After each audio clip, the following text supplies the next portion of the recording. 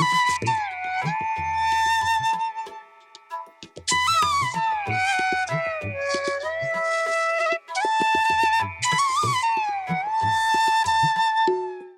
ലിഫോക് കുടുംബത്തിൽ നിന്നും ഈ അടുത്ത സമയങ്ങളിൽ നമ്മെ വിട്ട് പിരിഞ്ഞവരായ വെഞ്ഞാറമൂട് രാജു, രമേശ് കൃഷ്ണ, ബൈജു വെഞ്ഞാറമൂട് എന്റെ പേരിലും അനുശോചനം അറിയിക്കുന്നു. കുടുംബസംഗമത്തിൽ ഇന്നിവിടെ എത്തിച്ചേർന്നിട്ടുള്ള എല്ലാ പ്രിയപ്പെട്ടവർക്കും എന്റെ ഹൃദയം നിറഞ്ഞ ആശംസകൾ. ഈ യോഗത്തിൽ അധ്യക്ഷനായിരിക്കുന്ന ബഹുമാനപ്പെട്ട ലിഫോക് ജില്ലാ പ്രസിഡന്റ് ശ്രീ ആർ ലാലിനെ വേദിയിലേക്ക് സ്വാഗതം ചെയ്യുന്നു. ഇന്നത്തെ കുടുംബസംഗമം ഉദ്ഘാടനം ചെയ്യുവാനായി ഇവിടെ എത്തിച്ചേരാമെന്ന് അറിയിച്ചിട്ടുള്ളത് ബഹുമാനപ്പെട്ട തിരുവനന്തപുരം ജില്ലാ panchayat president advocate D Suresh Kumar സാറാണ്. നമ്മുടെ വിശിഷ്ടാതിഥിയായി ഇന്നിവിടെ എത്തിച്ചേരാമെന്ന് അറിയിച്ചിരിക്കുന്നത് മഞ്ഞുപോലെ ഒരു പെൺകുട്ടി എന്ന ചിത്രത്തിലെ നായകനായി വന്ന് അനേകം സിനിമകളിലും TV പരസ്യങ്ങളിലും പരമ്പരകളിലും ഇപ്പോഴും അഭിനയിച്ചു കൊണ്ടിരിക്കുന്ന ശാസ്ത്രീയ നർത്തകനും സംവിധായകനും തിരക്കഥാകൃത്തും കൂടിയായ ശ്രീ ജയകൃഷ്ണൻ ആണ്. മരണാനന്തര അവയവദാനം നൽകിക്കൊണ്ട് 15ഓളം ആളുകളുടെ ജീവൻ നിലനിർത്താൻ സാധിച്ചു. ആ വലിയ മനസ്സിന് ഉടമകളായ 3 കുടുംബങ്ങളെ നമുക്ക് ഇന്നത്തെ യോഗത്തിൽ പങ്കെടുപ്പിക്കുവാൻ സാധിച്ചിട്ടുണ്ട്. അതൊരു വലിയ മഹത്തായ കാര്യമായി ജില്ലാ കമ്മിറ്റി കരുതുന്നു. ഓരോ കുടുംബത്തെയും വലിയൊരു ഹർഷാരവത്തോടെ നമുക്ക് സ്വാഗതം ചെയ്യാം. കല്ലമ്പലത്തുള്ള ശ്രീകുമാർ സാറിന്റെ സഹധർമ്മിണി ശ്രീമതി ബേബി ബിന്ദു ടീച്ചറിനെ സ്നേഹപൂർവ്വം സ്വാഗതം ചെയ്യാം. ചടയമംഗലത്തുള്ള ധീരജ് ആർ നായരുടെ അച്ഛൻ ശ്രീ രാജേഷ് സർ, അമ്മ ശ്രീമതി ദീപ മാഡം, മകൾ സഞ്ജനയെയും സ്നേഹപൂർവ്വം ഇന്നത്തെ കുടുംബസംഗമത്തിലേക്ക് ഹാർദവമായി സ്വാഗതം ചെയ്യുന്നു. സംസ്ഥാനത്തിന്റെ വിവിധ ഭാഗങ്ങളിൽ നിന്നായി ഇന്നലെ തന്നെ ഇവിടെ എത്തിച്ചേർന്ന ബഹുമാനപ്പെട്ട സംസ്ഥാന ചെയർമാൻ ശ്രീ ആർ രാജേഷ് കുമാർ സാറിനെ സ്വാഗതം ചെയ്യുന്നു. Trust coordinator Shri MK Manoj Kumar സാറിനെ ഇന്നത്തെ കുടുംബസംഗമത്തിലേക്ക് സ്വാഗതം ചെയ്യുന്നു.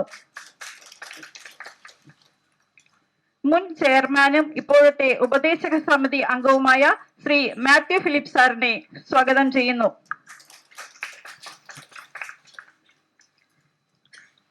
എറണാകുളം ജില്ലാ പ്രസിഡന്റ് BOT അംഗവുമായ ശ്രീ മുഹമ്മദ് ബഷീർ സാറിനെ സ്വാഗതം ചെയ്യുന്നു.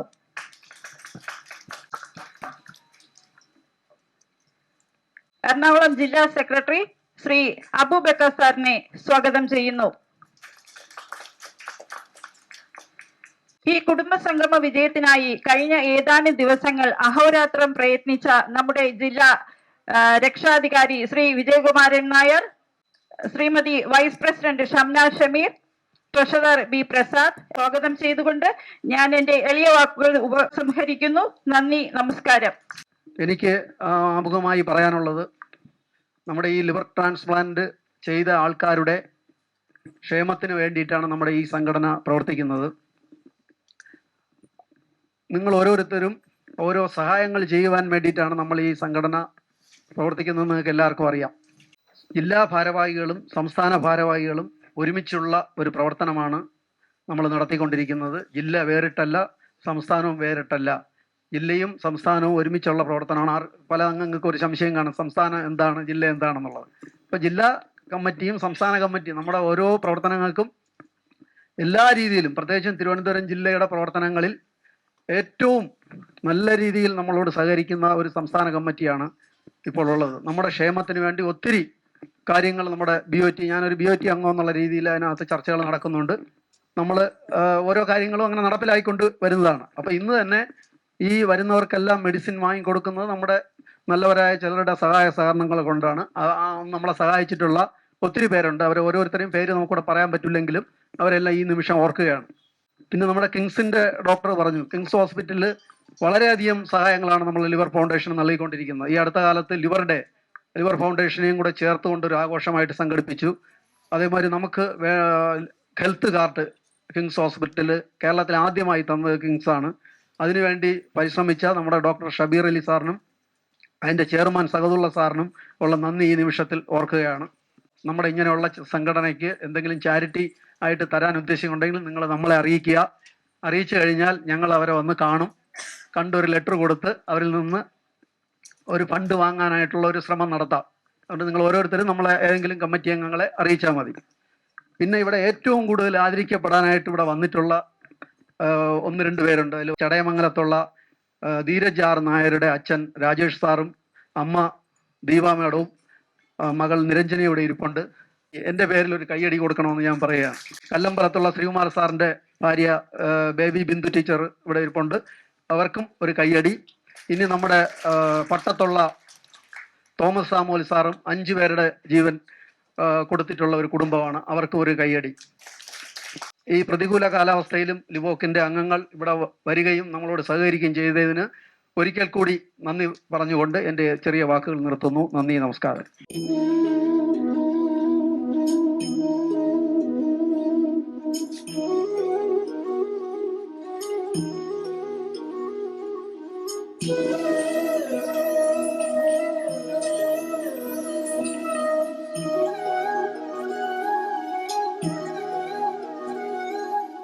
നമ്മൾ ചില സ്ഥലങ്ങളിൽ പോകുമ്പോൾ എന്ത് സംസാരിക്കണം എന്നതിനെ കുറിച്ച് നമുക്ക് വളരെ ഒരു കൃത്യത ഉണ്ടാവില്ല.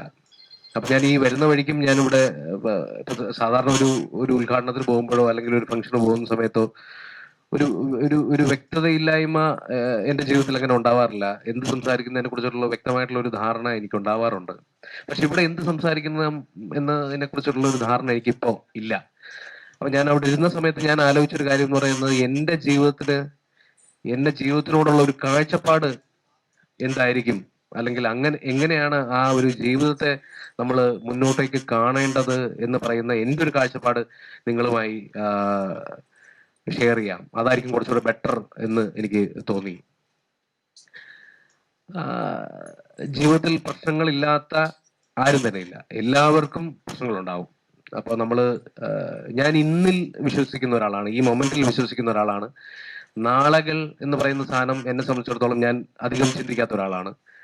ഈ നിമിഷം എന്റെ ജീവിതത്തിൽ എന്ത് സംഭവിക്കുന്നു അത് എത്രത്തോളം മനോഹരമാക്കാം, ആ നിമിഷത്തിൽ എത്രത്തോളം സന്തോഷത്തോടുകൂടി ഇരിക്കാം എന്നുള്ള ഒരു കാര്യം മാത്രമാണ് ഞാൻ കൂടുതൽ ചിന്തിച്ചു പോകുന്നത്. അത്തരം ഒരു കാഴ്ചപ്പാടിലേക്ക്, അങ്ങനെ ഒരു നിലപാടിലേക്ക് നമ്മൾ എത്തിച്ചേരുക എന്ന് പറയുന്നത് ചെറിയൊരു മനസ്ഥിതിയല്ല. ചില കാര്യങ്ങൾ നമ്മളെ ബാധിക്കാതിരിക്കുക, മാനസികമായി വളരെ സിമ്പിളായി ജീവിക്കുക എന്ന് പറയുന്ന ഒരു അവസ്ഥ ശരിക്കും പറഞ്ഞു കഴിഞ്ഞാൽ ചെറിയൊരു രീതിയിലുള്ള ഒരു കാര്യമല്ല. അപ്പൊ എനിക്ക് നിങ്ങൾ ഇരിക്കുന്ന ഓരോ ആൾക്കാരോടും പറയാനുള്ളതെന്ന് പറയുന്നത്, പ്രശ്നങ്ങൾ വരും, പ്രശ്നങ്ങൾ പോവും. അപ്പൊ നാളെ നമുക്ക് എന്ത് എന്നതിനെ കുറിച്ച് നമ്മൾ ആകുലതപ്പെടാൻ തുടങ്ങിയാൽ നമുക്ക് അതിന് മാത്രമേ നേരം കാണുള്ളൂ. അപ്പോ ഇത്തരം ആകുലതകളെ മാറ്റി വെക്കണമെന്നോ അല്ലെങ്കിൽ അതിനെക്കുറിച്ച് ചിന്തിക്കാതിരിക്കണമെന്നോ അല്ല പറയുന്നത്. നമ്മൾ ഒരു പ്രശ്നത്തിനെ കുറിച്ച് ചിന്തിച്ചാലും ചിന്തിച്ചില്ലേലും ആ പ്രശ്നം അവിടെ ഉണ്ട്. ആക്ച്വലി ഞാൻ പറയുന്നത് എല്ലാവർക്കും മനസ്സിലാവുന്നുണ്ട് എന്ന് ഞാൻ വിശ്വസിക്കുന്നു. കാരണം ഈ ജീവിതത്തിലെ പ്രശ്നങ്ങളെ കുറിച്ച് നമ്മൾ ഭയങ്കരമായി വറീഡായി അങ്ങനെ ഇരുന്ന് നമ്മൾ ആലോചിച്ച് കൂട്ടി ചിന്തിച്ച് കുഴപ്പിച്ച് ആകെ ഇനി എന്ത് ചെയ്യും, മുന്നോട്ടൊരു ജീവിതമില്ല എന്നൊക്കെ ആലോചിച്ചാലും ആ പ്രശ്നമുണ്ട്. ഇതൊന്നും ആലോചിച്ചില്ലെങ്കിലും ആ പ്രശ്നം അവിടെ ഉണ്ട്. അപ്പൊ നമുക്ക് വളരെ പോസിറ്റീവായിട്ട് ആലോചിച്ചുകൊണ്ട് നമുക്ക് ജീവിതത്തിലേക്ക് മുന്നോട്ട് പോവുക എന്ന് പറയുന്ന ഒരു കാഴ്ചപ്പാടിലേക്ക് നമ്മൾ എത്തിച്ചേരണം. നാളെയെ കുറിച്ച് ആലോചിച്ച് വ്യാകുലതപ്പെടേണ്ട. നാളുകൾ നല്ലതാവും, തീർച്ചയായിട്ടും നല്ലതാവും. എല്ലാവർക്കും, ഈ ഇരിക്കുന്ന എല്ലാ ആൾക്കാർക്കും നാളെ നല്ലതാവട്ടെ എന്നാണ് എൻ്റെ ആത്മാർത്ഥമായിട്ടുള്ള ഒരു ആഗ്രഹം എന്ന് പറയുന്നത്. ലിവർ ഫൗണ്ടേഷൻ ഓഫ് കേരള എന്ന് പറയുന്ന സംഘടന 2025 11 വർഷം പൂർത്തിയായിരിക്കും. ഈ 11 വർഷക്കാലം സംഘടന തുടങ്ങുന്ന കാലത്ത് 2014 ഇത് ആരംഭിക്കുമ്പോൾ ചുരുക്കം ചില മെമ്പർമാർക്ക് മാത്രമേ ഉണ്ടായിരുന്നു. എനിക്ക് തോന്നുന്നത് ഒരു 70-80 പേര് മാത്രം. അന്ന് ആ സംഘടന തുടങ്ങുന്ന കാലത്ത് മുതലേ ഞങ്ങൾ ഈ സംഘടനയുടെ കൂടെ ഉണ്ടായിരുന്നു. ഇപ്പൊ തിരുവനന്തപുരം ജില്ലയിൽ നിന്നും ഒരു സലീം ഭായ് ഉണ്ടായിരുന്നു, അതുപോലെ നമ്മുടെ ഷംന. അന്ന് ഞങ്ങൾക്ക് കണ്ടുപരിചയമുള്ള മുഖങ്ങളാണേ പറഞ്ഞത്, അല്ലാതെ ഒരുപാട് ആളുകൾ ഉണ്ടാവും. കാരണം ഏതൊരു കാര്യത്തിനും അന്ന് നമ്മുടെ സർക്കാർ തലത്തിൽ ബന്ധപ്പെടണമെങ്കിൽ സംസ്ഥാനത്ത് എത്തിച്ചേരണം. അത് അധികവും നമ്മൾ തിരുവനന്തപുരത്ത് സ്ഥിരമായിട്ട് വന്നുകൊണ്ടിരിക്കുകയായിരുന്നു. അപ്പൊ തിരുവനന്തപുരത്ത് സർക്കാർ തലത്തിലൊക്കെ നമ്മൾ എന്തെങ്കിലും കാര്യങ്ങൾ ബന്ധപ്പെടുന്ന സമയത്തിൽ എപ്പോഴും ഞങ്ങളുടെ കൂടെ ഷംനയും ഉണ്ടാവും. മറ്റൊന്നും കൊണ്ടല്ല, ഷംന എന്ന് പറഞ്ഞാൽ ഞാൻ ലിഫോക്കിന്റെ ആദ്യം മുതലേ സംഘടനയുടെ കൂട്ടത്തിൽ തന്നെയായിരുന്നു. കാരണം ആദ്യകാലത്ത് കരൾ മാറ്റി വെക്കുക എന്ന് പറഞ്ഞു കഴിഞ്ഞാൽ മദ്യപിച്ച് കരൾ പോയി എന്നാണ് അർത്ഥം. അപ്പം സർക്കാർ പോലും അതിനെ തിരിഞ്ഞു നോക്കാത്തൊരവസ്ഥ ഉണ്ടായിരുന്നു. ഈ മദ്യപിച്ച് കരൾ പോയ ആളുകൾക്ക് നമ്മൾ എന്ത് സഹായം ചെയ്യാനാ എന്നുവരെയുള്ളൊരു തോന്നലുണ്ടായിരുന്നു. സെക്രട്ടേറിയറ്റിന്റെ വരാന്തയിൽ രാവിലെ മുതൽ ചിലപ്പോൾ രാത്രി വരെയൊക്കെ, വൈകുന്നേരം വരെ 4 മണി 5 മണി വരെയൊക്കെ ഇരിക്കേണ്ടി വരും. നമുക്ക് അവിടെ മുഖ്യമന്ത്രിനോ അല്ല അവരുടെ PA-നോ കാണാൻ. മദ്യപിച്ചാലാണ് കരൾ പോവുക എന്നുള്ളൊരു ആശയമായിരുന്നു. പക്ഷെ അമ്നയെ പോലുള്ള ആളുകളൊക്കെ രംഗത്ത് വന്നതോടു കൂടിയാണ് അതിൽ മാറ്റങ്ങൾ കണ്ടു തുടങ്ങിയത്. അപ്പൊ അതൊക്കെ സംഘടനയുടെ ഒരു കൂട്ടായ്മ, ഒരു ഒത്തുചേരല ഭാഗമാണ്. നമ്മുടെ ഈ ഒരു പ്രവർത്തനം നമ്മൾ കാണുന്നില്ലെങ്കിലും പുറത്തു നിന്ന ആളുകൾക്ക് ശ്രദ്ധിക്കുന്നുണ്ട്. പുറത്തുനിന്നുള്ള ആളുകൾ എന്ന് പറഞ്ഞാൽ നമ്മളൊക്കെ പറയുമല്ലോ, പക്ഷെ പടച്ചവൻ കാണുന്നുണ്ട് അല്ലെ ദൈവം കാണുന്നുണ്ട് എന്ന് പറയുന്നത് പോലെ സർക്കാർ തലത്തിലും നമ്മുടെ സംഘടനയുടെ വളർച്ച നോക്കി കാണുന്നുണ്ട്. സംഘടനയുടെ വളർച്ച നോക്കി കണ്ടപ്പോഴാണ് നമുക്ക് ഒരു കാര്യം മനസ്സിലായത്. നാഷണൽ ഓർഗൻ ടിഷ്യൂ ട്രാൻസ്പ്ലാന്റേഷൻ നോട്ടോടെ കേന്ദ്ര ബെസ്റ്റ് സപ്പോർട്ടിംഗ് NGO അവാർഡ് ഡൽഹിയിൽ നിന്ന് നമുക്ക് ആരോഗ്യവകുപ്പ് മന്ത്രി അന്ന് ഈ ഒരു 6 മാസം മുന്നേ നമ്മളത് വാങ്ങാൻ അവിടെ പോയത്. അത് പോയ സമയത്ത് എനിക്ക് മനസ്സിലാക്കാൻ സാധിച്ചത്, നമ്മുടെ സംഘടന ഒരുപാട് ചാരിറ്റബിൾ സംഘടനകളുണ്ട്, ഒരുപാടുണ്ട്. നമ്മുടെ കേരളത്തിൽ തന്നെ ഒരുപാട് വിധം ചാരിറ്റി സംഘടന ഉണ്ട്. പക്ഷെ നമ്മുടേത് ഒരു പ്രത്യേകതര സംഘടനയാണ്. കരൾ മാറ്റി വെച്ചവരും അവരുടെ ദാതാക്കളും അടങ്ങിയ ഒരു സംഘടന. ആ സംഘടന ഇത്രയും നല്ല ഭംഗിയായിട്ട് കൊണ്ടുപോകാൻ നമുക്ക് സാധിക്കുന്നു എന്നതിൽ കണ്ടതിൽ അവർക്കും ഒരുപാട് അഭിമാനം തോന്നിയിട്ടുണ്ട്. അവിടെയുള്ള പല സ്റ്റേറ്റിലുള്ള ആളുകളും അവിടുത്തെ ഡോക്ടേഴ്സും ഒരു മിലിറ്ററി ഒക്കെയാണല്ലോ അടക്കമുള്ള ഡോക്ടേഴ്സുള്ള ഒരു ഗ്രൂപ്പ് പോലും നമ്മളെ അപ്രീഷിയേറ്റ് ചെയ്തിട്ടുണ്ട്. കാരണം ഇതെങ്ങനെ നിങ്ങൾക്ക് സാധിക്കുന്നു എന്ന് പറഞ്ഞിട്ട് അതിലൊക്കെ കാണുമ്പോൾ നമുക്ക് ഒരുപാട് സന്തോഷം തോന്നിയിട്ടുണ്ട്. മറ്റൊന്നുമല്ല, നമ്മളെ കൊണ്ട് കഴിയുന്ന സഹായങ്ങൾ നമ്മുടെ മെമ്പർമാർക്ക് ചെയ്തു കൊടുക്കുക. അതുപോലെ നമ്മുടെ കേസോട്ടോയുടെ Kerala state organ tissue transplant organisation കേസോട്ടോയുടെ ഉപദേശക സമിതിയിലേക്ക് നമ്മുടെ ബഹുമാനപ്പെട്ട സ്റ്റേറ്റ് കോർഡിനേറ്റർ ശ്രീ മനോജ് ഭായിയെ ഇവിടെ ഉൾപ്പെടുത്തിയിട്ടുണ്ട്. അപ്പൊ അതൊക്കെ എന്ന് പറഞ്ഞു കഴിഞ്ഞാൽ സംഘടനയുടെ വളർച്ചയാണ്. സംഘടനയുടെ വളർച്ച കൂടുന്നതിനനുസരിച്ച് നമ്മുടെ മെമ്പർമാർ അതുപോലെ തന്നെ നമ്മൾ സഹകരിക്കുക, സജീവമായിട്ട് പ്രവർത്തിക്കുക. നാളെ നിങ്ങളും ഇതുപോലെ ഓരോ സ്ഥാനങ്ങളിലേക്ക് വന്ന് നമ്മുടെ സംഘടനയെ മുന്നോട്ട് കൊണ്ടുപോകണം. ഇന്ന് കേരളത്തിലെ എല്ലാവിധ ഹോസ്പിറ്റലുകളും നമുക്ക് ഡിസ്കൗണ്ടുകൾ ലഭിക്കാൻ തുടങ്ങി. ഡോക്ടേഴ്സുകൾ എല്ലാവിധ സപ്പോർട്ടുകളും, ആശുപത്രികളൊക്കെ നടന്ന ഏത് സമയത്തും എന്താവശ്യത്തിനും നമ്മൾ പോയി കഴിഞ്ഞാലും അവർക്ക് അവരുടെ ലിഫോക്ക് എന്ന് പറയുമ്പോൾ അതിനുള്ളൊരു അംഗീകാരം നമുക്ക് കിട്ടാൻ തുടങ്ങിയിട്ടുണ്ട്. പണ്ട് കാലങ്ങളിലെ ഡോക്ടേഴ്സ് പറയുമായിരുന്നു, ലിവർ ട്രാൻസ്പ്ലാന്റ് ചെയ്ത് 5 വർഷം അല്ലെ 10 വർഷം. നമുക്കതല്ല ആവശ്യം. നമുക്ക് മാക്സിമം 100 വയസ്സ് വരെയൊക്കെ ജീവിക്കണം. കരൾ മാറ്റി വെച്ചവർക്ക് പ്രത്യേകതയൊന്നുമില്ലല്ലോ. നമുക്ക് നമ്മുടെ സന്തോഷങ്ങളൊക്കെ കൂടിച്ചേരലൊക്കെ നടത്തി ഒരുമിച്ച് മുന്നോട്ട് കൊണ്ടുപോകാം. ഞാൻ കൂടുതൽ ദീർഘിപ്പിക്കുന്നില്ല. ഒരുപാട് ആളുകൾ സംസാരിക്കാനുണ്ട്. തിരുവനന്തപുരം ജില്ലയുടെ എല്ലാവിധ ആശംസകൾ, എല്ലാവിധ ഐശ്വര്യങ്ങളും ഉണ്ടാകട്ടെ എന്ന് സർവേശ്വരനോട് പ്രാർത്ഥിച്ചുകൊണ്ട് ഞാൻ എൻ്റെ വാക്കുകൾ ഉപസംഹരിക്കുന്നു. നന്ദി, നമസ്കാരം. ഇന്ന് നമ്മളിവിടെ ഒത്തുചേർന്നിട്ടുള്ളത് നമുക്ക് പരസ്പരം ആളുകളെ അങ്ങോട്ടും ഇങ്ങോട്ടും പരിചയപ്പെടാനും പരസ്പരം നമ്മളുടെ സ്നേഹവും ഒക്കെ പങ്കുവെക്കാനുമാണ്. അപ്പൊ നിങ്ങൾ എല്ലാവർക്കും ഞാൻ മൈക്ക് തരാം. നിങ്ങൾക്ക് വേണമെങ്കിൽ ഇവിടെ വന്ന് സംസാരിക്കേണ്ടവർക്ക് ഇവിടെ വരാം. ഇനി ഇവിടെ വരാൻ മടിയാണെങ്കിൽ നിങ്ങൾ അവിടെ ഇരുന്നു കൊണ്ട് തന്നെ നിങ്ങൾ എവിടെ നിന്ന് വരുന്നു, പേരെന്താണ്, എത്ര നാളായി ട്രാൻസ്പ്ലാന്റ് കഴിഞ്ഞിട്ട്, ഡോണറാണോ റെസിപ്പിയൻ്റ് ആണോ, ഇപ്പോൾ എന്താണ് ആരോഗ്യ പ്രശ്നങ്ങൾ എന്തെങ്കിലും ഉണ്ടോ, അങ്ങനെ നിങ്ങളുടെ സുഖങ്ങളും ദുഃഖങ്ങളും ഒക്കെ നിങ്ങൾ നമ്മളുമായിട്ട് ഷെയർ ചെയ്യാം. എനിക്ക് കരൾ ദാനം ചെയ്തത് ഡോണറായിട്ട് നിന്നത് എൻ്റെ വൈഫാണ് ശ്രീലത. പള്ളിക്കലാണ് സ്ഥലം. ഞാൻ 24 വർഷം ഇന്ത്യൻ ആർമിയിൽ ജോലി ചെയ്തു. റിട്ടയർഡായിട്ട് ഞാൻ വർക്കല കോടതിയിൽ വർക്ക് ചെയ്തുകൊണ്ടിരിക്കുകയാണ്. കഴിഞ്ഞ 2024 ജൂൺ 25-ന് ജൂലൈ 25-ന് എൻ്റെ ലിവർ ട്രാൻസ്പ്ലാന്റ് ചെയ്തായിരുന്നു. ഇപ്പോൾ 10 മാസമാവുന്നു. എനിക്ക് വേറെ പ്രശ്നങ്ങളൊന്നുമില്ല. ഞാൻ ജോലിക്ക് പോയി തുടങ്ങി. 10 മാസമായിട്ട് വലിയ പ്രശ്നങ്ങളൊന്നുമില്ല. അതുപോലെ വൈഫിനും വലിയ കുഴപ്പമൊന്നുമില്ല. ചില ബുദ്ധിമുട്ടുകളൊക്കെ 1-2 ചില ബുദ്ധിമുട്ട് വൈഫിനുണ്ട്. എനിക്ക് വേറെ പ്രത്യേകമായിട്ട് കുഴപ്പങ്ങളൊന്നുമില്ല. ഇല്ല, വേറെ പ്രശ്നമൊന്നുമില്ല. പിത്തസഞ്ചിയൊക്കെ റിമൂവ് ചെയ്തത് കൊണ്ട് അതിൻ്റെ ഒരു ചെറിയ പിത്തമൊക്കെ ചിലപ്പോൾ ഛർദ്ദിക്കുന്നുണ്ട് ഇടയ്ക്കൊക്കെ. 1 മാസത്തിൽ 2 പ്രാവശ്യമൊക്കെ. ഇത് ട്രാൻസ്പ്ലാന്റേഷൻ കഴിഞ്ഞിട്ട് 18ാമത്തെ വർഷമാണിത്.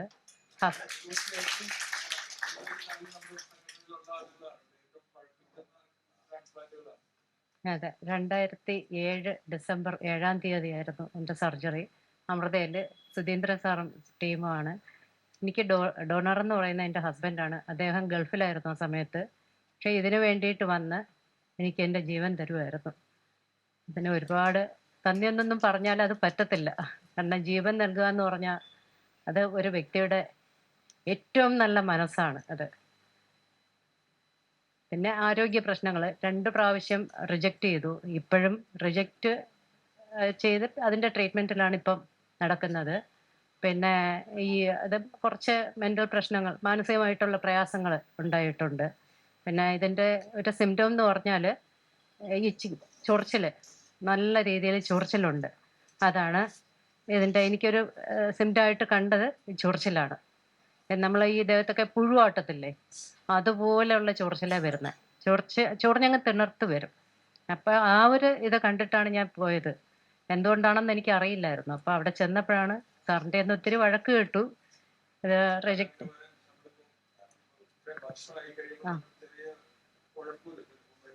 അല്ല, കുറച്ച് ഉഴപ്പെന്ന് പറഞ്ഞാൽ കുറച്ച് മാനസികമായിട്ടുള്ള പ്രയാസങ്ങൾ കാരണം ഞാൻ ഭക്ഷണത്തിലോ മരുന്ന് കഴിക്കുന്നതിലോ ഉള്ള ശ്രദ്ധക്കുറവ് തന്നെയാണ്, എൻ്റെ ഭാഗത്തുള്ള പിഴവ് തന്നെയാണ് എനിക്കിത് റിജക്റ്റ് ചെയ്യാൻ കാരണം. പിന്നെ ഫസ്റ്റിലേന്ന് പറഞ്ഞാൽ ഇത് കഴിഞ്ഞിട്ട്, സർജറി കഴിഞ്ഞിട്ട് ഞാൻ വീട്ടിലോട്ട് വന്നപ്പോൾ എല്ലാവർക്കും പനി വന്നു, കുട്ടികൾക്കും എല്ലാം പനി വന്നു. അന്നേരം എനിക്കും അക്കൂട്ടത്തിൽ വന്നു. അപ്പോൾ പാരസെറ്റമോൾ എടുത്തതിൽ പ്രകാരമാണ് അന്ന് വന്നത്. അതൊരു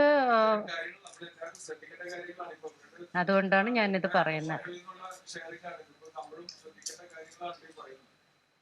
പിന്നെ അതെ 13ാമത്തെ ആളാണ്. അല്ല, 13ാമത്തെ സർജറിയാണ് എൻ്റെ അമൃതയില്. അതെ. പിന്നെ നമുക്ക് ആരോഗ്യ പ്രശ്നം, നമ്മുടെ മനസ്സാണെല്ലാം. മനസ്സ്, നമുക്ക് ആരോഗ്യം ഉണ്ട് എന്ന് നമ്മുടെ മനസ്സിനെ പറഞ്ഞ് പഠിപ്പിച്ചാൽ അത് ഉണ്ട് തന്നെയാണ്. ഞാൻ എല്ലാ ജോലിയും ചെയ്യുമായിരുന്നു, സകല ജോലിയും ചെയ്യുമായിരുന്നു, സകല ജോലി. അല്ലെ പറയുമ്പോൾ താങ്ങാനാണോ ആളുണ്ടെങ്കിൽ ക്ഷീണം കൂടുമെന്ന് പറയില്ലേ, അപ്പം താങ്ങാനാ നമുക്ക് മറ്റുള്ളവരെ ഡിപ്പെൻഡ് ചെയ്യാതിരിക്കുക, അതാണ് ഏറ്റവും വലിയ നമ്മുടെ മനസ്സെന്ന് പറഞ്ഞാൽ. സകല ജോലിയും ചെയ്യുമായിരുന്നു, സകല ജോലി. ഞാനിപ്പോൾ എന്താ മോഹിനിയാട്ടം പഠിച്ച് അരങ്ങേറ്റം കഴിഞ്ഞു.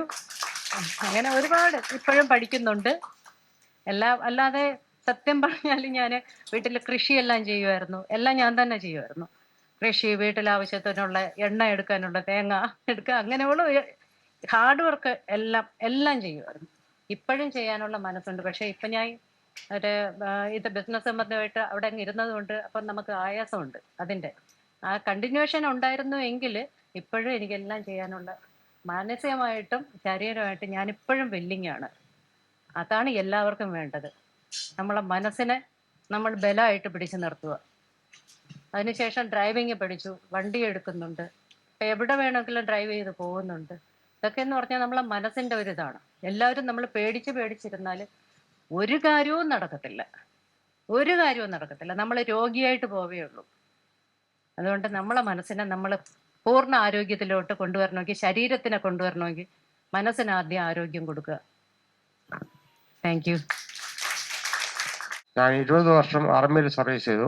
അതിനുശേഷം 10 വർഷത്തോളം ISR വലിയമലയിലും വർക്ക് ചെയ്തു. 2023 സെപ്റ്റംബറിലാണ് എനിക്ക് ട്രാൻസ്പ്ലാന്റ് ചെയ്തത്. വൈഫാണ് ഡോണർ. സർജറി കഴിഞ്ഞതിന് ശേഷം വലിയ പ്രശ്നങ്ങളൊന്നും ഇല്ലായിരുന്നു. പക്ഷേ ഇടയ്ക്ക് ഒരു പനി വന്നു, ഡെങ്കി ടൈപ്പ് പനിയാണ് വന്നത്. ആ പനി വന്നതിന് ശേഷം ഒരു മൈനർ റിജക്ഷൻ കാണിച്ചായിരുന്നു. അതിനുശേഷം ശരീരത്തിൽ ഭയങ്കര ചൊറിച്ചിലും ഇതേപോലെ ഈ ഭാഗത്തെ കാണുന്ന കുരുക്കൾ പോലെ വരുന്നുണ്ടായിരുന്നു. അതിപ്പോഴും ഉണ്ട് ചിലയിടത്തൊക്കെ. ഇപ്പം വേറെ പ്രശ്നങ്ങളൊന്നുമില്ല. ഇന്നായും അമൃതയിൽ പോയിട്ട് വന്നതേ ഉള്ളൂ. ഡോക്ടർ സുധീന്ദ്ര സാറാണ് ഈ സർജറി ചെയ്തത്. വൈഫിനും ശാരീരികമായിട്ട് വേറെ പ്രശ്നങ്ങളൊന്നുമില്ല. പിന്നെ ശരീരം വണ്ണം വയ്ക്കുന്നു എന്നുള്ള ഒരു പ്രശ്നം മാത്രമേ ഉള്ളൂ. ദിവസവും 1 മണിക്കൂറോളം നടക്കുന്നുണ്ട്. അതുകൊണ്ട് ഫാറ്റിന്റെ ഇത് വളരെ കുറഞ്ഞിരിക്കുന്നുണ്ട് ഇപ്പോൾ. ശാരീരികമായിട്ട് വലിയ അസുഖങ്ങളൊന്നുമില്ല.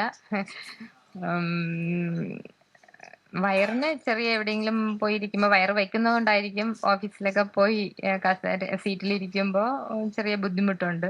പിന്നെ യോഗ മുൻപ് ഞാൻ ചെയ്യുമായിരുന്നു, ഇപ്പോൾ യോഗ ചെയ്യാൻ തുടങ്ങിയില്ല. 1-2 ദിവസം തുടങ്ങിയപ്പോൾ വയറ് വലിഞ്ഞത് കൊണ്ടാണെന്ന് തോന്നുന്നു ചെറിയ വേദന ഉണ്ടായിരുന്നു, അത്രേ ഉള്ളൂ. അല്ലാതെ വേറെ കുഴപ്പങ്ങൾ അല്ല, പിത്ത സംബന്ധമായിട്ട് അങ്ങനത്തെ കുഴപ്പങ്ങളൊന്നും ഉണ്ടായില്ല. കഴിഞ്ഞ വർഷം ഈ സമയത്ത് ഹോസ്പിറ്റലിൽ അഡ്മിറ്റഡ് ആയിരുന്നു, ICUലായിരുന്നു. സർജറി നടത്തിയത് കിംസിലാണ്, ഷെബർലി സാറാണ് നടത്തിയത്. കോംപ്ലിക്കേഷൻ എന്ന് പറഞ്ഞു കഴിഞ്ഞാൽ അത് കഴിഞ്ഞതിന് ശേഷം ഒരു ഇന്റേണൽ ബ്ലീഡിങ് ഉണ്ടായിരുന്നു നെക്സ്റ്റ് ഡേയിൽ. അപ്പോൾ അത് ഡോക്ടേഴ്സ് കറക്റ്റ് ടൈമിൽ തന്നെ റെക്ടിഫൈ ചെയ്തു. അതല്ലാതെ പിന്നെ ഉള്ള പ്രോബ്ലം എന്ന് പറഞ്ഞു കഴിഞ്ഞാൽ ഒരു ഇൻസ്റ്റിറ്റ്യൂഷണൽ ഹെർണിയ വന്നിട്ടുണ്ടായിരുന്നു, അതിപ്പോഴും ഉണ്ട്.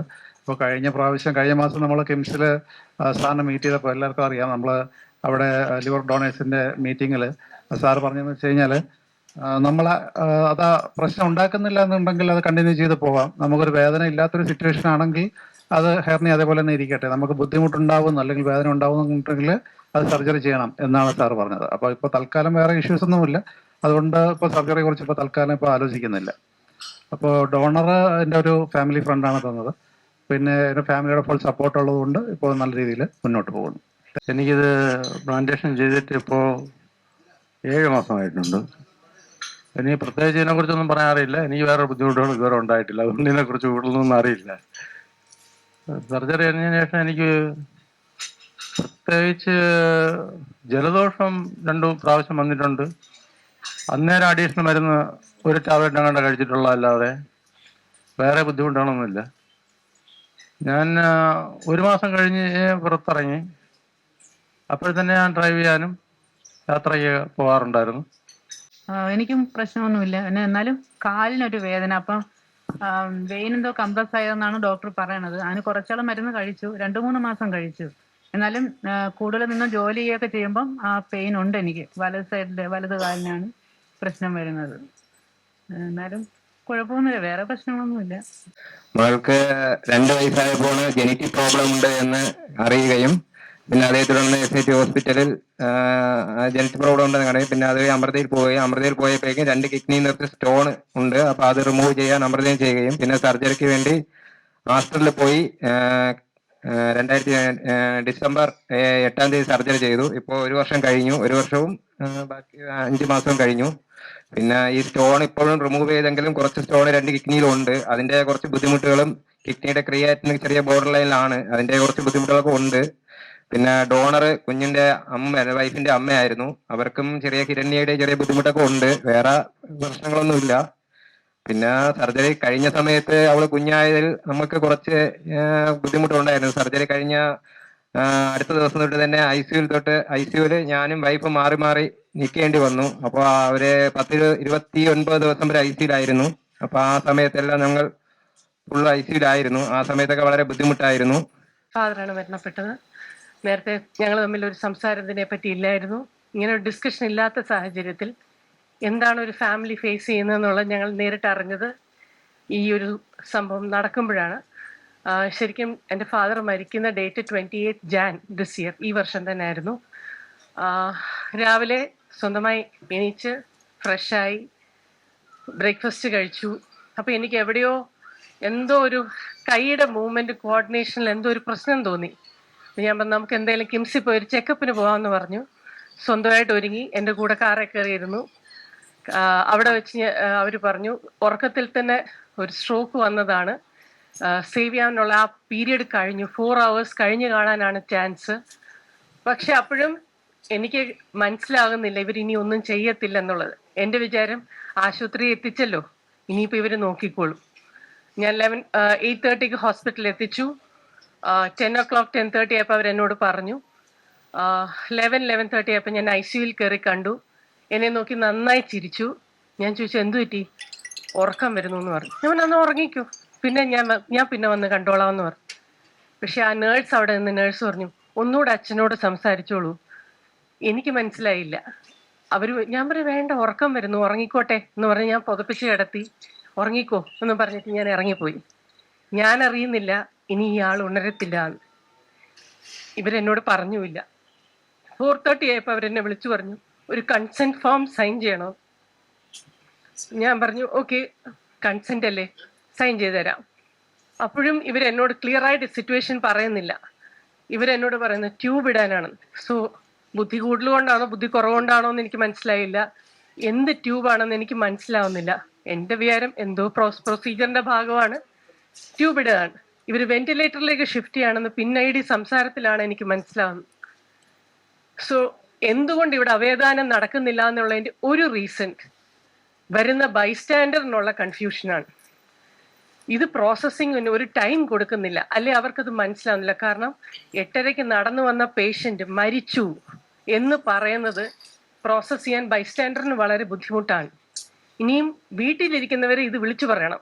It is even more difficult.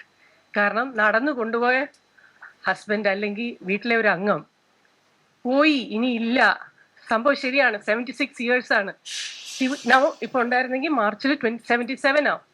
ഇപ്പൊ ഒരു ഔട്ട്സൈഡറിന്റെ അല്ലെ ഒരു ഡോക്ടറിന്റെ പെർസ്പെക്റ്റീവിൽ നോക്കുമ്പോൾ 76 വയസ്സായില്ലേ, കോമോർബിഡിറ്റീസ് ഇല്ലേ, ഡയബറ്റീസ് ഇല്ലേ, പ്രഷർ ഇല്ലേ. അപ്പൊ ഇതിനകത്ത് ഒരു പ്രോബ്ലം ഇങ്ങനെ പറയുമ്പോൾ എവിടെയോ ബൈസ്റ്റാൻഡേഴ്സ് ഒഫൻഡഡ് ആവുകയാണ്. കാരണം ഞങ്ങളെ സംബന്ധിച്ച് ഫാമിലി മെമ്പറാണ്. അതുകൊണ്ട് ഈ പറയുന്ന രീതി, പ്രസന്റ് ചെയ്യുന്ന രീതിയിൽ ഒത്തിരി കാര്യമുണ്ട്. ഇത് കഴിഞ്ഞ് നെക്സ്റ്റ് മോർണിംഗ് എൻ്റെ സിസ്റ്റർ വരികയാണ്. റിലേറ്റീവ്സ് എല്ലാം ലോകത്തിന്റെ പല ദിക്കിൽ നിന്നും വരികയാണ്. ഇവരോടെല്ലാം പറയുന്നത് വെന്റിലേറ്ററിൽ ആളുണ്ടെന്നാണ്. ഈ പറഞ്ഞ് ഇവർ കയറി കണ്ട് കുറച്ചു നേരം കഴിയുമ്പോൾ പറയുന്നു ബ്രെയിൻ ഡെഡ് ആണ്, ഞങ്ങൾ വെന്റിലേറ്റർ ഡിസ്കണക്ട് ചെയ്യണം. ഇതിൻ്റെയൊക്കെ പ്രോബ്ലം എന്ന് പറഞ്ഞാൽ ഇതിൽ ഒരു കൗൺസിലിംഗ് പ്രോസസ് ഉണ്ട്, ഇതിലൊരു ഗ്രീഫുണ്ട്. ഇതൊന്നും ഈ വന്ന ഫാമിലിക്ക് ഡൈജസ്റ്റ് ചെയ്യാൻ പറ്റത്തില്ല. ആൻഡ് എത്രയും കൂടുതൽ റിലേറ്റീവ്സ് ഉണ്ടോ അത്രയും ഒപ്പീനിയൻസ് ഉണ്ട്. അപ്പോൾ എസ്പെഷ്യലി എൻ്റെ ഫാദർ ഇതിനെപ്പറ്റി പറഞ്ഞിട്ടില്ലാത്തൊരു സാഹചര്യത്തിൽ ഒരു ഡിസിഷൻ എടുക്കാൻ ഇറ്റ് ഇസ് വെരി ഡിഫിക്കൾട്ട്. പക്ഷെ എൻ്റെ സിസ്റ്റർ ഒരു കാര്യം പറഞ്ഞു, പുള്ളിക്കാരി ഇവിടെ ഇല്ല ഇപ്പോൾ. അന്ന് എൻ്റെ സിസ്റ്റർ വന്നിറങ്ങിയതേ ഉള്ളൂ, ബാംഗ്ലൂരിലാണ്. വന്നു, കയറി കണ്ടു, ഫാദറിന് റെസ്പോൺസ് ഇല്ല എന്ന് കണ്ടു. ഇവർ ബ്രെയിൻ ഡെഡ് ആണ്, വെന്റിലേറ്റർ ഡിസ്കണക്ട് ചെയ്തു പറഞ്ഞപ്പം ഞങ്ങൾ ആദ്യം സമ്മതിച്ചു. അത് കഴിഞ്ഞ് അവർ ബ്രെയിൻ ഡെത്ത് 28 ഡിക്ലെയർ ചെയ്ത് കഴിഞ്ഞിട്ടാണ് ഓർഗൻ ഡൊണേഷനെ പറ്റി പറയുന്നത്. അപ്പൊ ഇതേ സെയിം കണ്ടീഷനുള്ള വേറൊരു പേഷ്യൻ്റ് ഉണ്ട്, അവരുടെ റിലേറ്റീവ്സ് ഇതിന് എഗൻസ്റ്റ് ആണ്. സോ നാച്ചുറലി നമ്മളും അത് ഇൻഫ്ലുവൻസ്ഡ് ആകാനുള്ള ടെൻഡൻസി ഉണ്ട്. അപ്പൊ ഈ ഡിസിഷൻ ചോദിക്കുമ്പോൾ ഞങ്ങൾക്ക് രണ്ടുപേർക്കും കൊടുക്കണമെന്നുണ്ട്. ബട്ട് മറ്റ് റിലേറ്റീവ്സ് ഈ കോൺവെർസേഷൻ എല്ലാം കേട്ടോണ്ട് വെളിയിൽ നിൽക്കുകയാണ്. ഇവരിതിന് എഗൻസ്റ്റ് ആണ്, എല്ലാവരും എഗൻസ്റ്റ് ആണ്. അപ്പൊ എൻ്റെ സിസ്റ്റർ പറഞ്ഞ ഒരു വാക്കുണ്ട്, അതിലാണ് ഞാൻ എന്തായാലും കുഴപ്പമില്ല, നമുക്ക് ഈ ഡിസിഷനുമായിട്ട് മുമ്പോട്ട് പോകാൻ കാരണം അവൾ പറഞ്ഞൊരു വാക്കേ ഉള്ളൂ, ഇന്ന് നമ്മൾ ഡോണർ ആകുമ്പോൾ നമുക്ക് ഈ പ്രിവിലേജ് ഉണ്ട് ടു സേ കൊടുക്കാം അല്ലെ കൊടുക്കുന്നില്ല എന്ന് പറയാനുള്ള പൊസിഷൻ നമുക്കുണ്ട്. പക്ഷെ നമ്മൾ റെസിപ്പിയന്റ് ആയിരുന്നെങ്കിൽ നമ്മൾ ദൈവത്തെ വിളിച്ച് കരഞ്ഞേനെ, ആരേലും ഒന്ന് തരണേന്ന്. സോ ഞങ്ങൾ പറയുന്നു ആരുടെയോ പ്രാർത്ഥന എവിടെയോ ദൈവം കേട്ടതാണ്.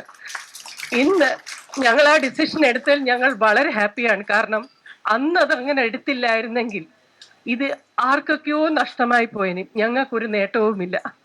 പക്ഷെ ഇന്ന് ഇവിടെ നിൽക്കാൻ പറ്റുന്നതും എൻ്റെ ഫാദറിന്റെ പേര് ഇന്നും മറ്റുള്ളവർക്ക് എവിടെയോ ഒരു അംശം എവിടെയോ ഉണ്ടെന്നുള്ള ഒരു സന്തോഷവും, ആ ലെഗസി കണ്ടിന്യൂ ചെയ്യാൻ പറ്റി, ആ ലൈഫിന് ഒരു പർപ്പസ് കിട്ടിയത് ഈ ഒരു സംഭവത്തോടു കൂടിയാണ്. മാത്രമല്ല നടന്നുപോയൊരു മനുഷ്യനെ നെക്സ്റ്റ് മിനിറ്റ് ബോഡി എന്ന് വിളിക്കുന്നതും ഡോണർ എന്ന് വിളിക്കുന്നതുമായിട്ട് വലിയ വ്യത്യാസമുണ്ട്.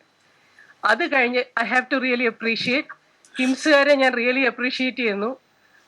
ഡൊണേഷന്റെ ഭാഗമായിട്ട് ഞങ്ങൾക്ക് വാക്ക് ഓഫ് ഓണർ, അത് കഴിഞ്ഞ് ആ ബോഡിയെ ഏറ്റവും ഡീസൻ്റ് ആയിട്ടാണ് ഒരുക്കി ഞങ്ങളുടെ കയ്യിൽ തിരിച്ചു തരുന്നത്. അതൊക്കെ സത്യം പറഞ്ഞാൽ ഞങ്ങളുടെ അന്നത്തെ മെന്റൽ സ്റ്റേറ്റ് ഇത് ഞങ്ങളെ കൊണ്ട് ചെയ്യാൻ പറ്റുന്ന സിറ്റുവേഷനിലല്ലായിരുന്നു ഞങ്ങൾ. പക്ഷെ അതെല്ലാം കൂടെ ഇന്ന് തിരിഞ്ഞു നോക്കുമ്പോൾ ഒരു ഷോർട്ട് സ്പാനേ ആയിട്ടുള്ളൂ, ജനുവരിയും മെയ്യുമായിട്ട് വലിയ അകലമില്ല.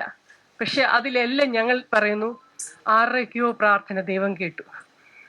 അത് നമ്മളുടെ എല്ലാവരുടെയും ലൈഫിൽ കാഡവറിക് ട്രാൻസ്പ്ലാന്റ് ബുദ്ധിമുട്ടാണെങ്കിൽ ലൈവ് ട്രാൻസ്പ്ലാന്റ് വളരെ ബുദ്ധിമുട്ടാണ്.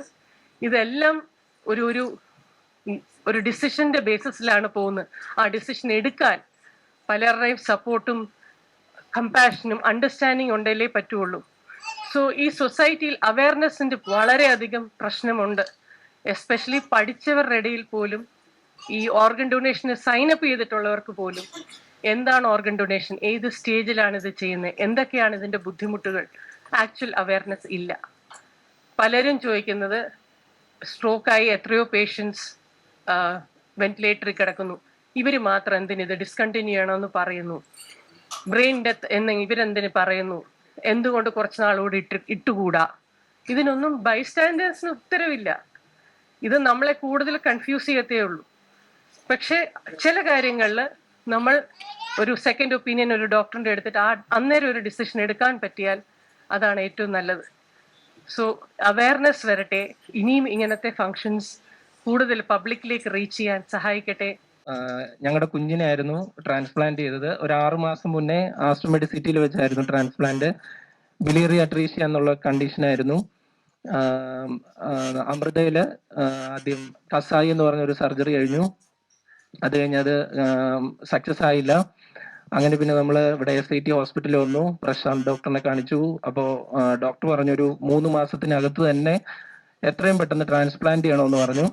അങ്ങനെ പിന്നെ ഞങ്ങൾ അന്വേഷിച്ച് നോക്കിയിട്ട് ആസ്റ്റർ മെഡിസിറ്റിയിൽ മാത്യു ജേക്കബ് സാറിനെ കണ്ടു. ഉടനെ തന്നെ അതിന്റെ ടെസ്റ്റുകളൊക്കെ നടത്തി. ആദ്യം എൻ്റെ ബ്ലഡ് ആയിരുന്നു നോക്കിയത്. എൻ്റെ ലിവർ ഫങ്ഷൻ ടെസ്റ്റ് ഒക്കെ ചെയ്ത് നോക്കിയപ്പോൾ എനിക്ക് ചെറിയ ഫാറ്റി ലിവർ ഉണ്ടെന്ന് പറഞ്ഞുകൊണ്ട് പിന്നെ ഞങ്ങൾ വെയിറ്റ് ചെയ്തു. പക്ഷെ കുഞ്ഞിന്റെ കണ്ടീഷൻ മോശമായിട്ട് വന്നു. വയറിൽ നീരൊക്കെ കെട്ടാനൊക്കെ തുടങ്ങി. അപ്പൊ കുഞ്ഞ് ICUലായി. ഒരു 2 ആഴ്ചയോളം വയറിൽ നിന്ന് നീരൊക്കെ എടുക്കേണ്ട അവസ്ഥ വന്നു.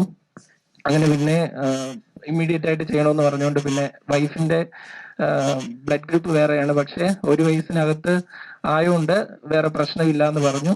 അങ്ങനെ വൈഫിന്റെ ടെസ്റ്റ് നടത്തി. ഇമ്മീഡിയറ്റ് ആയിട്ട് തന്നെ ഒരു 2-3 ആഴ്ചക്കകത്ത് തന്നെ സർജറി നടത്തി. അതിനുശേഷം ഇപ്പോൾ ഒരു സർജറി കഴിഞ്ഞിട്ട് 6-6.5 മാസമായി. കുഞ്ഞ് ഹാപ്പി ആയിട്ടിരിക്കുന്നു. എല്ലാ പ്രശ്നങ്ങളും എല്ലാം മാറി. മെഡിസിൻ ഒക്കെ കറക്റ്റ് ആയിട്ട് കഴിക്കുന്നുണ്ട്. വൈഫിനും വേറെ ഇഷ്യൂസ് ഒന്നുമില്ല, നന്നായിട്ടിരിക്കുന്നു. ഇപ്പോ 3 മാസത്തിലൊരിക്കൽ ഹോസ്പിറ്റലിൽ ചെക്കപ്പിന് പോയാൽ മതി. വേദിയിലും സദസ്സിലും ഇരിക്കുന്ന വിശിഷ്ട വ്യക്തികളെ, നമ്മുടെ ക്ഷണം സ്വീകരിച്ച് ഇവിടെ 3 കുടുംബങ്ങൾ ഇവിടെ വന്നിട്ടുണ്ട്. ഈ കുടുംബങ്ങളെ ഒന്ന് പരിചയപ്പെടുത്താം. അവർക്കുള്ള ആദരവ് നമുക്ക് നൽകാം. ധീരനായ ധീരജിന്റെ പിതാവ് രാജേഷ്, ദീപ, ഏക സഹോദരി സഞ്ജന എന്നിവരെ ഏറെ ആദരവോടെ ഞാൻ ഈ വേദിയിലേക്ക് ക്ഷണിക്കുകയാണ്.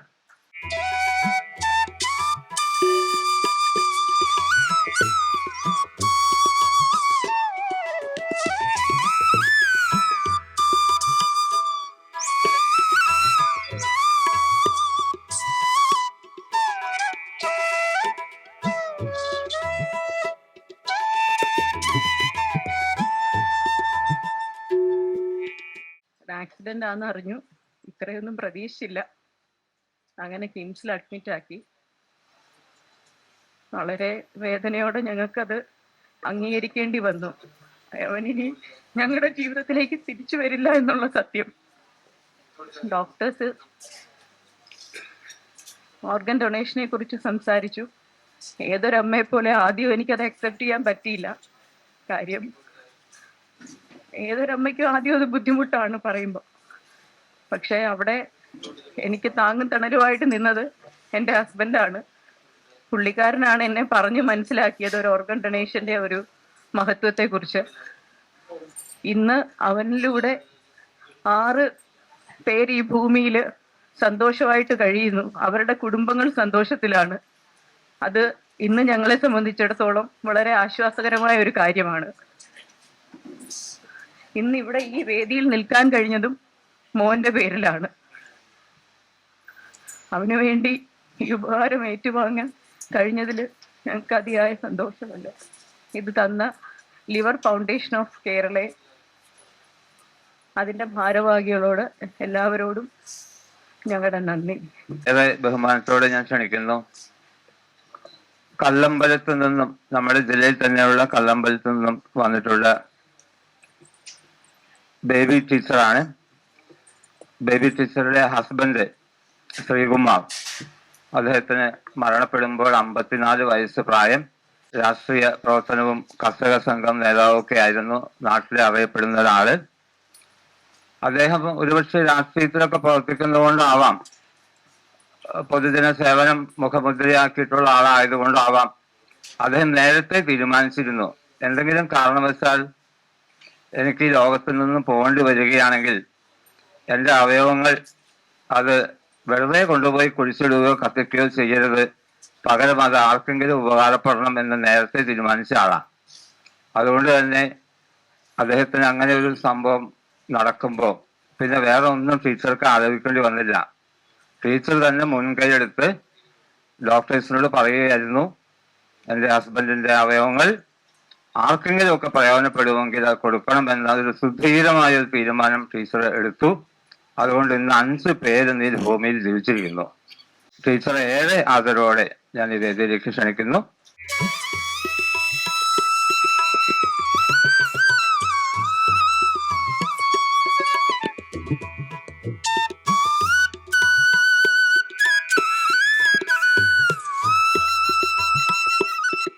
കൂട്ടായ്മയാണ്, ഒരു കുടുംബമാണ്. നമ്മളുടെ ഒരേ മാനസികാവസ്ഥകളിൽ ഓരോ സാഹചര്യങ്ങളിൽ കൂടെ കടന്നു പോയിട്ടുള്ള കുറെ ആളുകളുടെ ഒരു കൂട്ടായ്മയാണ് ലിവർ ഫൗണ്ടേഷൻ ഓഫ് കേരള എന്ന് പറയുന്നത്. അതിന്റെ ഏറ്റവും വലിയ പ്രത്യേകത നമ്മളുടെ അനുഭവങ്ങൾ പങ്കുവയ്ക്കാനും അത് മനസ്സിലാക്കാൻ കഴിയുന്ന ആളുകളുള്ള ഒരു സംഘടന. അതാണല്ലോ ഒരു കുടുംബം എന്നുള്ളൊരു കൺസെപ്റ്റാണ് ഏറ്റവും ആദ്യമായിട്ടുള്ളത്.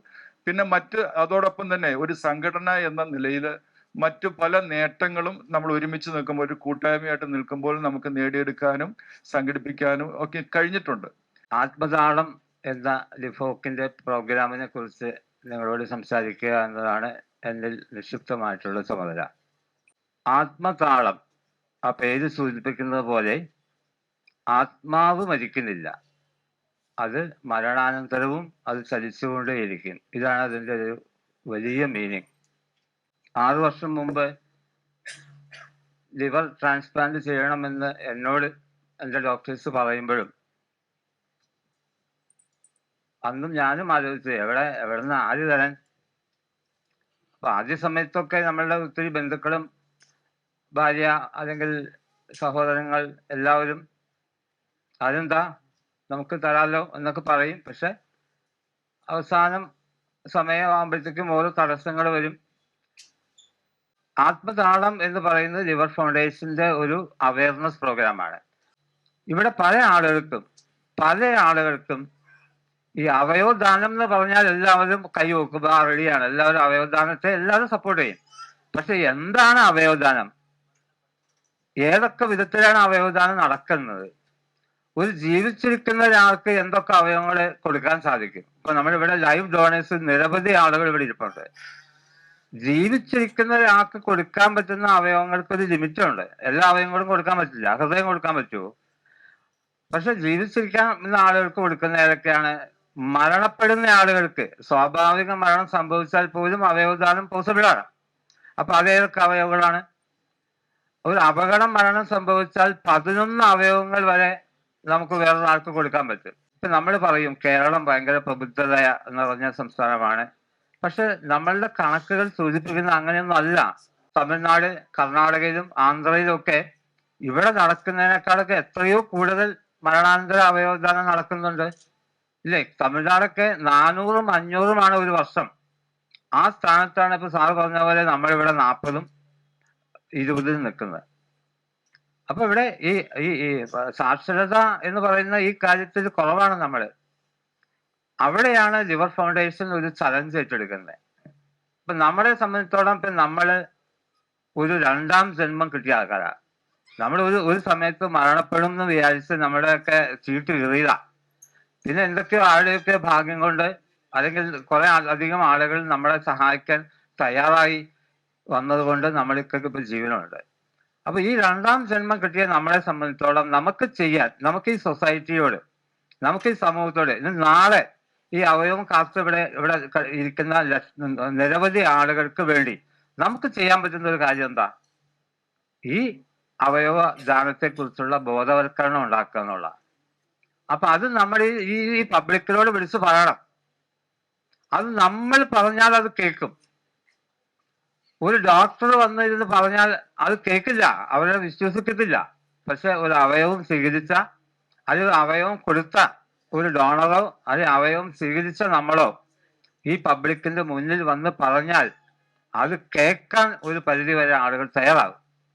ഇത് മനസ്സിലാക്കിക്കൊണ്ടാണ് നമ്മുടെ ലിവർ ഫൗണ്ടേഷൻ ഒരു തീരുമാനം എടുത്തിട്ടുള്ളത്.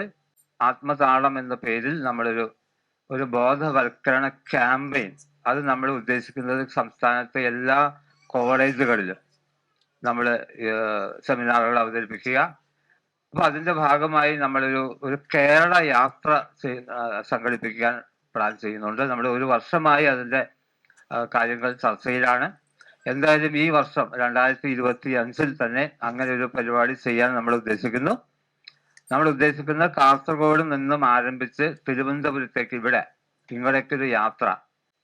നമ്മുടെ ഈ അംഗങ്ങളായിട്ടുള്ള നിങ്ങളെല്ലാവരും ഈ പ്രോഗ്രാമിന് അകമഴിഞ്ഞ നിങ്ങളുടെ പിന്തുണ, അത് ഏത് വിധത്തിലാണോ നിങ്ങൾക്ക് ചെയ്യാൻ പറ്റുന്നത് ആ വിധത്തിൽ, സാമ്പത്തികമായിട്ടാണെങ്കിലും അല്ലെങ്കിൽ ഈ പ്രോഗ്രാം കണ്ടക്ട് ചെയ്യുന്ന കാര്യത്തിലായാലും, ഇതിനകത്തൊക്കെ ഒരുപാട് മാൻ പവറും ഒരുപാട് അധ്വാനവും ആവശ്യമുള്ള കാര്യങ്ങളാണ്. എന്താണോ നിങ്ങൾക്ക് ചെയ്യാൻ പറ്റുന്നത് ആ കാര്യങ്ങൾ ചെയ്യുക, ആ പ്രോഗ്രാം വിജയിപ്പിക്കുക. ലിഫോക്കിന്റെ സംസ്ഥാന ഉപദേശക സമിതിയെ പ്രതിനിധീകരിച്ചുകൊണ്ടാണ് ഇപ്പോൾ സംസാരിക്കുന്നത്.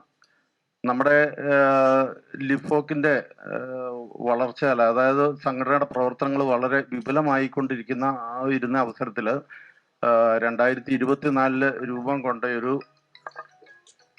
2024 നമ്മൾ രൂപം കൊടുത്ത ഒരു ഭരണ സംവിധാനമാണ് സംസ്ഥാന ഉപദേശക സമിതി എന്ന് പറയുന്നത്. ആ ഉപദേശക സമിതിയിൽ മുൻ രക്ഷാധികാരിയായിരുന്ന ഫാദർ ലിജു രാജു താമരക്കുടി, അതുപോലെ തന്നെ മുൻ ലൈസൺ ഓഫീസറായിരുന്ന ശ്രീമതി സുകുമാരി അമ്മ, മുൻ കോർഡിനേറ്റർ ആയിരുന്ന ശ്രീ മോഹനചന്ദ്രൻ, അതുപോലെ മുൻ ചെയർമാനായിരുന്ന ശ്രീ മാത്യു ഫിലിപ്പ്, ഇങ്ങനെ 4 പേരാണ് ഈ ഉപദേശക സമിതിയിലുള്ളത്. ഈ ഉപദേശക സമിതി എന്ന് പറയുന്നത് ലിഫോക്കിന്റെ സംസ്ഥാന ഭരണസമിതിയുമായിട്ട് ചേർന്ന് സംസ്ഥാന കമ്മിറ്റിയുടെ പ്രവർത്തനങ്ങളെ കൃത്യമായിട്ട് വിലയിരുത്തുകയും ആവശ്യമായ സന്ദർഭങ്ങളിൽ കൃത്യമായ നിർദ്ദേശങ്ങൾ നൽകിയും ഒക്കെ നമ്മൾ ഈ ലിഫോക്കിന്റെ സംസ്ഥാന ഉപദേശക സമിതി പ്രവർത്തിക്കുന്നു. തിരുവനന്തപുരം ജില്ലാ കമ്മിറ്റിയുടെ ഇനിയും തുടർന്നുള്ള എല്ലാ പ്രവർത്തനങ്ങൾക്കും എൻ്റെ എല്ലാവിധ ആശംസകളും നൽകിക്കൊണ്ട് ഞാൻ എൻ്റെ വാക്കുകൾ നിർത്തുന്നു. നന്ദി.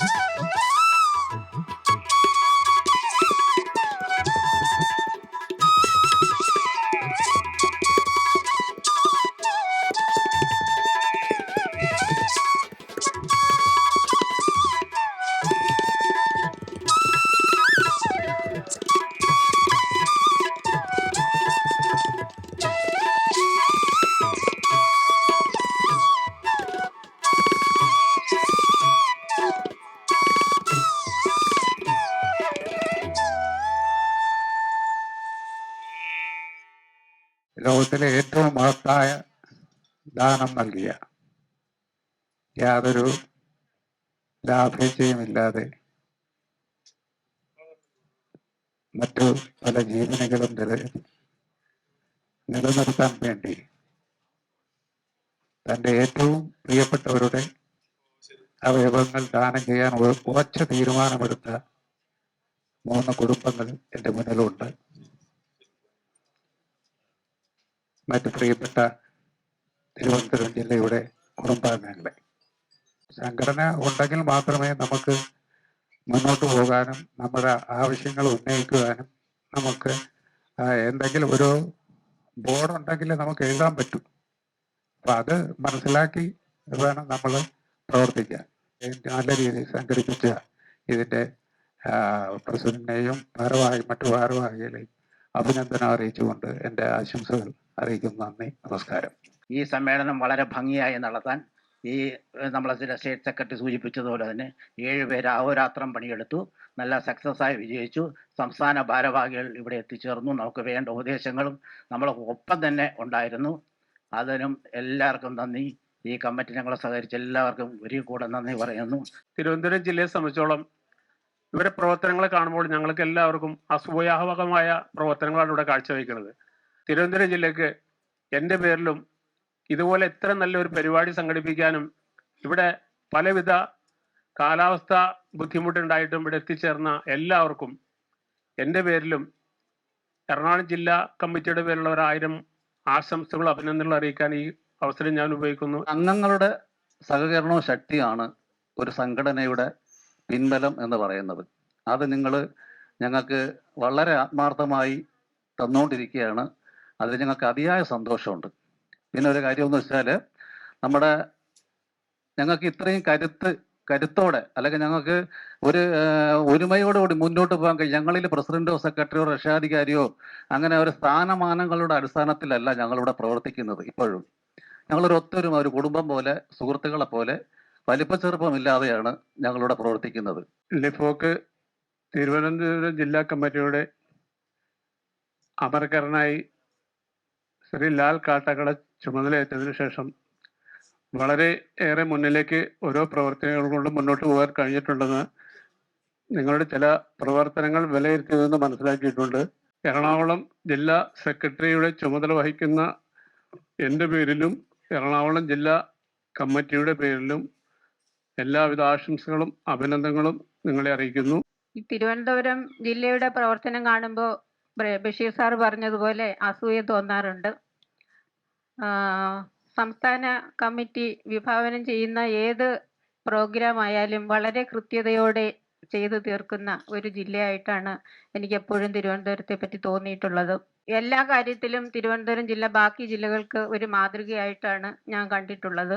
പൊഴിയുന്ന പൂവിൽ നിന്നൊരുപാട് പൂഞ്ചെടി മുള പൊട്ടി വിടരുന്ന പോലെ ഒരു ജീവനിൽ നിന്നുമിട്ടു ജീവൻ വീണ്ടും ഉണരുമ്പോൾ ഇഴ ചേരും ആത്മതാളം.